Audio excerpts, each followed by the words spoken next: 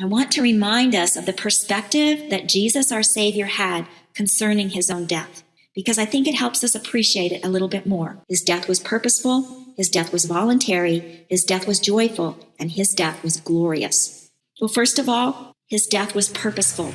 He recognized that he was born to die.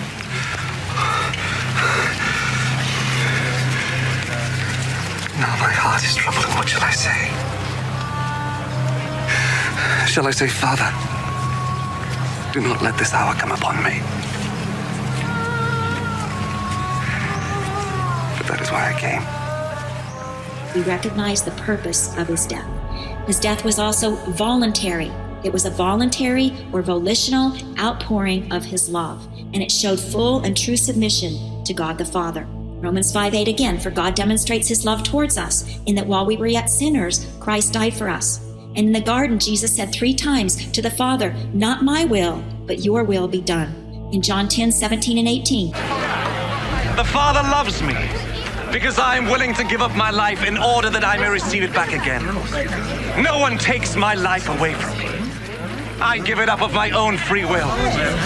I have the right to give it up, and I have the right to take it back.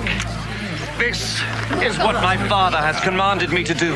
His death was purposeful. His death was voluntary. His death was also joyful.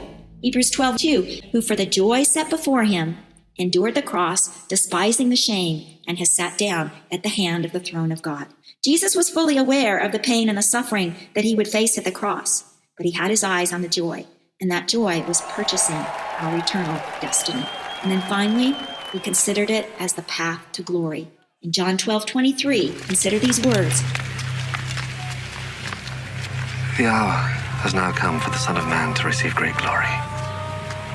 And this is an amazing verse to me because this is shortly before the Passion Week. This is shortly before he would go through all of that suffering, the betrayal, the arrest, the scourging, the piercing of his hands and feet, the crown of thorns on his head, the gathering up of the sins of the world that pierced his heart. He didn't say the time has come for the Son of Man to be tortured and tormented and suffer for the sins of the world. No, he said the hour has come for the Son of Man to be glorified.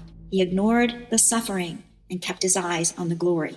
And if we can grasp the truth of that verse, it would totally change the perspective that we also have to the sufferings in our life. So this is his perspective to his own death. He was born to die.